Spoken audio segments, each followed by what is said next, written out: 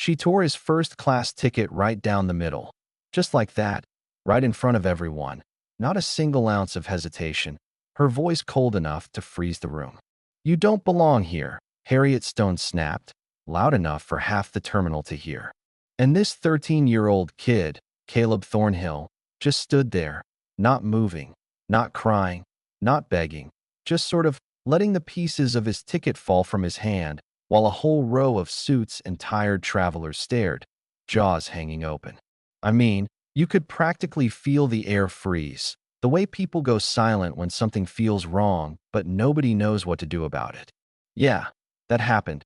Gate 28, Denver International, sun slicing in through those huge glass windows, morning bustle everywhere, until this. Harriet was one of those old-school gate agents. Neat bun, perfect uniform, clipboard like a shield. She ruled her end of the jet bridge. I heard later she's been with the airline for 20 years. Figures, right? She had a knack for zeroing in on anyone who looked out of place. And let's be honest, Caleb didn't look like your average first-class flyer. Just a skinny kid in a faded hoodie, backpack patched at the corners, sneakers scuffed. But the ticket? It was legit, paid for by his grandfather, the retired Governor George Thornhill. Paid for in full so Caleb could make it to D.C. for the National Youth Forum. Not as a favor, just as what he'd earned. But none of that mattered. Harriet saw a kid, decided he couldn't possibly deserve a seat up front, and with one quick motion, rip, gone. All at once, everyone's day hit pause. A silver-haired guy in a suit gasped, coffee sloshing onto his briefcase. Someone's grandma clutched her pearls, and the flight attendant down the bridge literally stopped mid-sentence, eyes wide. Caleb? He just slid his hands into his pockets, stood his ground, didn't flinch. "Please step aside," Harriet told him, icy as ever. "This cabin isn't for children." His voice was quiet, almost gentle, but the words hung in the air. "I have a valid first-class seat." You could hear the nerves in his tone, but you could also tell he meant it. People started to whisper. First-class folks, business travelers, some college kid in a suit. Phones came out. You could see them weighing it. Like, is this really happening? The businessman who spilled his coffee spoke up. That boy paid for his seat. There has to be some mistake. Harriet just shook her head. It's not a mistake. Minors aren't permitted to travel alone in first class. Caleb's response. I'm traveling for a state program. My grandfather booked this seat so I could work on my presentation. His voice never rose. But I swear, you could feel the crowd pulling for him, even as Harriet insisted. This is not a negotiation. Move along, please. That's when the real twist hit. Caleb didn't argue. He didn't beg. He just pulled out his phone, tapped an app, Clearfly Anchor, or something, you could see it on the screen, and slipped in one of those single earbuds. Call Governor Thornhill, he said, barely above a whisper. You want cinematic? Try a kid calling a former governor from a boarding line, on speaker, with everyone listening. Governor's voice came over the line, steady as bedrock. This is Governor Thornhill. Caleb kept his cool.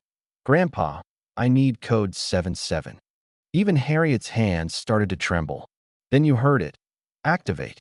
Suddenly, every screen in the terminal flickered red. Pilots on 100 flights got alerts. Hold position. In Denver, Chicago, Atlanta, planes stopped where they were. You could hear gasps all over, the tension stretching as far as the eye could see. Harriet went ghost white. The security officer beside her shifted from cocky to confused. Caleb? Still not smiling, still not showing off, just tucking his phone away and stepping forward. Your seat, he said, soft but sure. Let's proceed. The crowd parted like he was Moses, honest to God. The colonel in line nodded. The marketing exec whispered, unreal. Caleb took his seat, and the cabin exhaled for the first time in 10 minutes. Once on board, the staff didn't know what to do.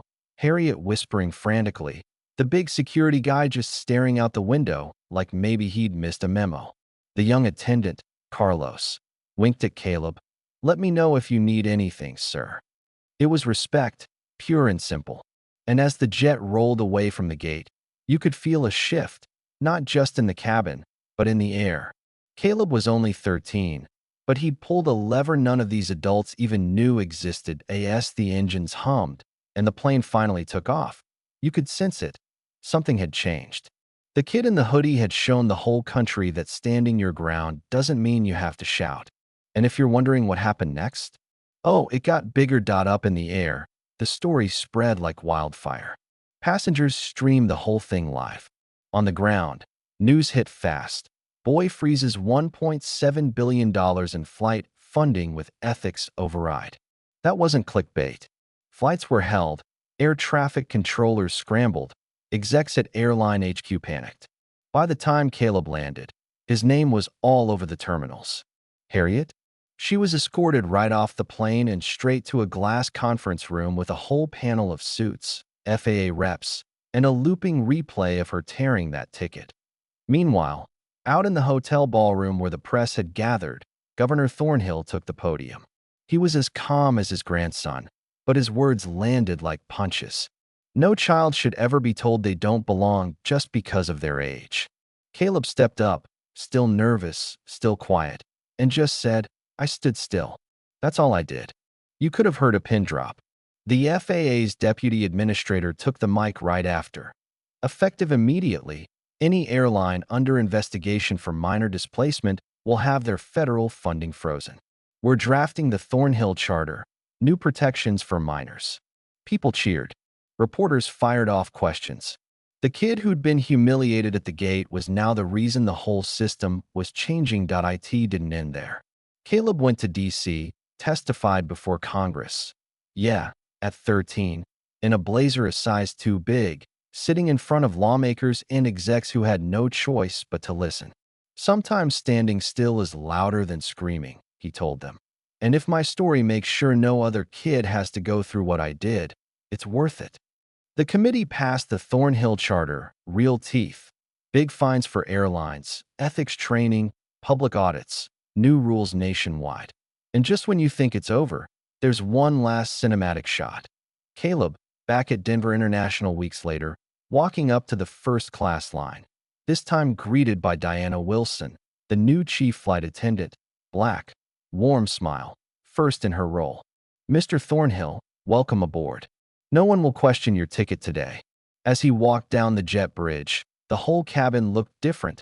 More diverse crew, more smiles, less tension. The older couple who'd triggered the first mess now asked, quietly, if they could sit together, offered a free upgrade, and Mrs. Pearson even-mouthed, "I'm sorry." Zoe Washington, the executive who once watched Caleb get humiliated, now headed up the airline's diversity committee. She and Caleb exchanged a grin. It was, for once, the right kind of full circle. Mid-flight, the captain called Caleb to the cockpit, introduced him to a pilot who'd trained on the new ethics system. "Your story's required reading now," she said. Caleb just smiled, still shy, still quiet. "I'm glad it's not just about me." And it wasn't. Atlantic Global's whole board voted to share their new training with 3 other airlines that night. All because one kid didn't back down. So, what's the point? Sometimes, doing nothing, just refusing to move, refusing to shrink, can be the loudest stand of all.